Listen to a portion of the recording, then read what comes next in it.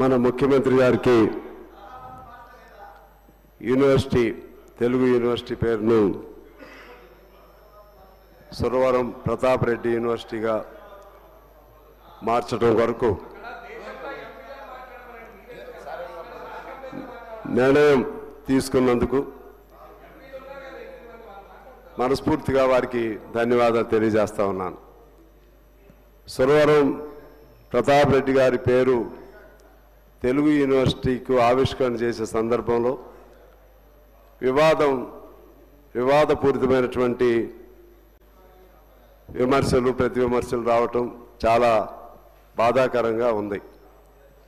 Potti Sriramulu guarantee మనందరికీ గౌరవమే. వారు ముఖ్యమంత్రి గారు మంచి సముచితమైనటువంటి ఒక నిర్ణయాన్ని కూడా ఇప్పుడు చెప్పారు. ఈ రైల్వే సికింద్రాబాద్కి సంబంధించినటువంటి ఏదో ఒక కారిడార్కి వారి పేరు పెడతామని, అలాగే రోసయ్య గారి పేరుతో ప్రతి సంవత్సరం కొన్ని అధికారయుతంగా కార్యక్రమాలు చేస్తామని కూడా చెప్పడం జరిగింది. అంటే ఇక్కడ కులం అనేది పాయింట్ కాదు అధ్యక్ష. సురవరం ప్రతాప్ రెడ్డి గారు తెలంగాణలోనే ప్రథమ వైతాళికుడు అని చెప్పి అందరూ భారతదేశం యావత్తు అంగీకరించినటువంటిది వాస్తవమా కాదా? సురవరం ప్రతాప్ రెడ్డి గారు మొత్తం తెలంగాణ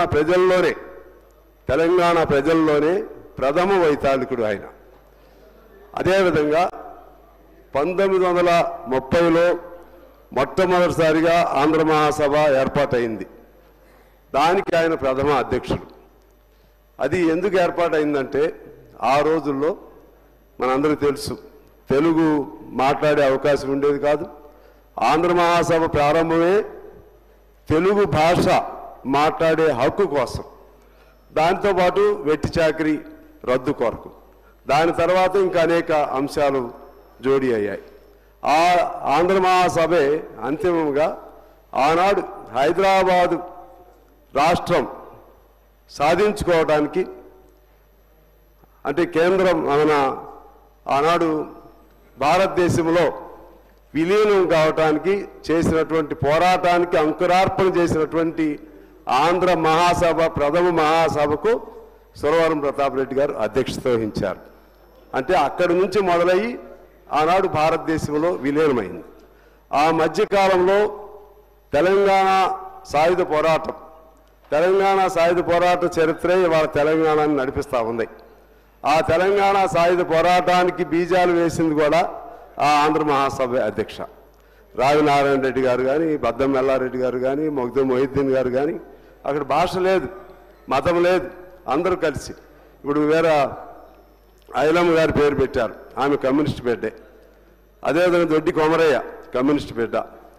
అసలు ఈ తెలంగాణ విముక్తిలో, ఆనాడు విముక్తిలో ఎక్కువ అందరూ కూడా అంగీకరిస్తారు ఇక్కడ కూర్చున్న వాళ్ళు. ఎక్కువ త్యాగాలు చేసిన వాళ్ళు దాదాపు 5,000 మంది ప్రాణాలు కోల్పోయింది ఎవరయ్యా అంటే, దాదాపు 5,000 మందిలో 99% కమ్యూనిస్టులే ఉన్నారు అధ్యక్ష. అంత గొప్ప చరిత్ర కలిగినటువంటి సురవరం ప్రతాప్ రెడ్డి గారు. ఇక్కడ రెండిటికి అనుసంధానం ఉంది. భాష తెలుగు యూనివర్సిటీది. ఆనాడు ఉద్యమం జరిగింది తెలుగు పేరుతోనే, మొదటి ఉద్యమం ప్రారంభించింది ఆయన.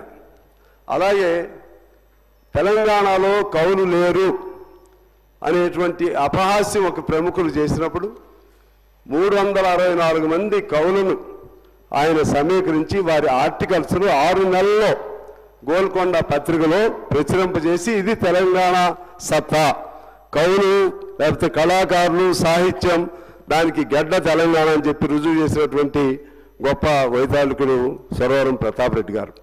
అందువలన ఇక్కడ దీన్ని దయచేసి నేను ఉస్మానియా పేరు మార్చాలా, లేకపోతే ఇంకోటి మార్చాలా, అటువంటి వాటి జోలికి వెళ్లకుండా పెద్ద మనసుతో అంగీకరించమని అందరూ అంగీకరిస్తే సంతోషం.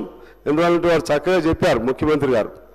ఇవాళ ఎన్జీ రంగా గారు చాలా గొప్ప వ్యక్తి. ఆనాడు నెహ్రూ గారితో ధీటుగా ఆ రోజుల్లో భారతదేశ రాజకీయాల్లో ఆయన గొప్ప పేరు ఉండేది. ఆయన పేరుతో ఉన్న వ్యవసాయ యూనివర్సిటీని పేరు మార్చి వాళ్ళు జయశంకర్ పేరు పెట్టారు. మరి ఆనాడు ఈ చర్చ జరగలేదు. కులం పేరుతో జరగలేదు. ఎన్టీఆర్ మన అందరికీ తెలిసిన వ్యక్తే. ఆయన పేరు తీసి కాళోజీ పేరు పెట్టారు. కులం పేరుతో చర్చలేం జరగలేదు. ఇవాళ కూడా జరగొద్దని నేను కోరుతున్నాను. ఎందుకనంటే మనకు అందరూ ఒకటే. పొట్టి శ్రీరాములు గారు ఆదర్శవంతులే. వారిని సమున్నతంగా సముచిత రీతిలో గౌరవించే విధంగా వారు పేరు, ఎందుకంటే ఇంకొక లాజికల్గా కూడా ముఖ్యమంత్రి గారు చెప్పారు, ఇదే పేరుతో అక్కడ యూనివర్సిటీలు ఉన్నాయి ఆంధ్రప్రదేశ్లో. ఇదే తెలుగు యూనివర్సిటీ విడిపోయిందంటే అక్కడ పొట్టి శ్రీరాముల పేరు అక్కడ ఉన్నట్లే. పొట్టి శ్రీరాముల పేరుతో ఉన్నటువంటి తెలుగు యూనివర్సిటీని అక్కడ ఆ యూనివర్సిటీ అలాగే కొనసాగుతుంది. ఎన్టీఆర్ పేరుతో ఉన్నటువంటి హెల్త్ యూనివర్సిటీ ఆంధ్రప్రదేశ్లో అలాగే కొనసాగుతుంది. ఎన్టీ రంగా గారి పేరుతో ఉన్నటువంటి వ్యవసాయ యూనివర్సిటీ అక్కడ అలాగే ఆ పేరుతో కొనసాగుతుంది. దానికి సంబంధించిన అవశేషమే మనం ఇక్కడ ఏర్పాటు చేసుకున్నాం. అందుకని దానిలో నుంచి చీలిగ్గా వచ్చినటువంటి ఈ భాగానికి మనం పేరు పెట్టుకోవడం జరిగింది. బిల్డింగులు అటువంటివి అంటే కొత్తగా అక్కడ బిల్డింగ్ లేదు, ఇక్కడ ఉందంటే వాళ్ళు కట్టుకుంటారు. వాళ్ళు కూడా ఇప్పుడు నిన్న చంద్రబాబు గారు కూడా చెప్పారు, వారు పొట్టి శ్రీరాములు గారి పేరుతో ఘనంగా చేస్తామని. ఎందువల్లంటే ఇది ఒకరిపైన ఒకరి ద్వేషం అనేది కాదు అధ్యక్ష. ఇది ఆ ఉద్యమం అలా వచ్చింది. ఉద్యమం వచ్చినప్పుడు మనకు సంబంధించినటువంటి వాళ్ళందరినీ గౌరవించుకోవాలి. మాకు సంబంధించిన ఒక అంశం మీకు చెప్తాను అధ్యక్ష. విశాలాంధ్ర పేరు మీరు విని ఉంటారు అధ్యక్ష. విశాలాంధ్ర ఆనాడు విశాలాంధ్రం తెలంగాణ అంటే హైదరాబాద్ సంస్థానం ఆంధ్రప్రదేశ్ రెండు కలిసి విశాలాంధ్రగా ఉండాలని పెద్ద ఎత్తున ఆనాడు ఉద్యమాలు చేశాం. మా పెద్దలందరూ చేశారు. ఆ ఉద్యమాల నేపథ్యంలోనే విశాలాంధ్ర పెద్ద మనుషుల ఒప్పందం ఇవన్నీ కూడా జరిగినాయి. విశాలాంధ్ర ఏర్పాటు అవడం జరిగింది. అంత గొప్ప చరిత్ర కలిగిన విశాలాంధ్ర పేరుతో మాకు పత్రిక ఉండేది అధ్యక్ష. ఇప్పుడు విడిపోయిన తర్వాత అంత మాకు సెంటిమెంట్. నేను కూడా విశాలాంధ్ర నుంచే జర్నలిస్ట్గా నేను వచ్చాను. మా శ్రీనివాసరెడ్డి గారు కూడా విశాలాంధ్ర నుంచే జర్నలిస్ట్గా వచ్చాడు. మా రాఘవాచార్య గారు విశాలాంధ్ర నుంచే. రాఘవాచార్య గారు గొప్ప పత్రికా సంపాదకులు, భారతదేశం గర్వించదగ్గ సంపాదకుల్లో గొప్ప వ్యక్తి. ఆ విధంగా వస్తే వారందరూ మా అందరికి కూడా మరి బాధే. కానీ విశాలాంధ్ర పేరు బదులు ప్రజాపక్షం అని పేరు పెట్టుకున్నాం. అలాగే సిపిఎంకు సంబంధించి వాళ్ళకు పత్రిక ఉండేది ప్రజాశక్తి, దాని పేరు నవ తెలంగాణగా మార్చుకోవడం జరిగింది అధ్యక్ష. అందువలన ఇక్కడ మాకు ఇష్టం ఉన్నవి కూడా ఇక్కడున్న భౌతిక పరిస్థితుల వలన భౌగోళిక పరిస్థితుల వలన తప్పనిసరిగా మార్చుకోవడం జరుగుతుంది తప్పితే ఒకరిపైన ఒకరి ద్వేషం అనేది లేదు. వారు చక్కగా చాలా చక్కగా వివరించి చెప్పారు, చాలా చక్కగా.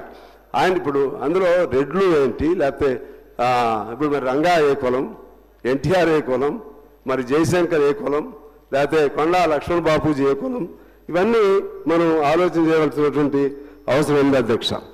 అదేవిధంగా